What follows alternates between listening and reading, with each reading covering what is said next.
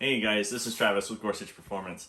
Today I want to show you our engine heater. We've come up with a cost-effective solution for you to preheat your expensive race engine at the track. Not having to put excess time and wear on your motor, but still getting the benefits of heating everything up, bringing the oil and water up to temperature so that you're reducing that wear and the impacts on your motor.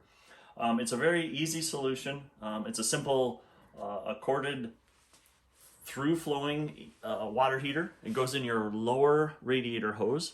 We've got them for both the Ford and GM size lower radiator hoses. Zip tie your 110 plug-in up, and then it's just a matter of plugging in your extension cord and waiting 15 to 30 minutes for the water to heat. The concept's pretty simple. It's just like in your house where the hot air rises.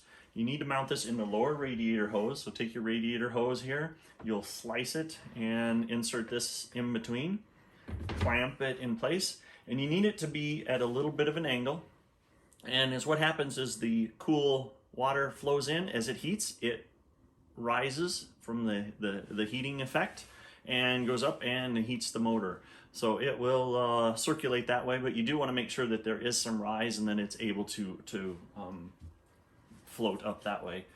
If you have this type of radiator hose, you'll probably want to do something different because it won't seal very well when you try to cut it.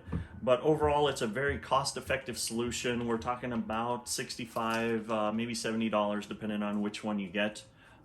Easy, simple. The guys up north that race on the cool nights absolutely love them. Quick and simple. You don't have to carry out that big engine heater and deal with all the leaky connectors and everything else. So always just trying to figure out how to make racing easier and simpler for our crews. So if you have questions, phone call 951-310-0560 or go to our website at gorsuchperformancesolutions.com. Thanks, guys.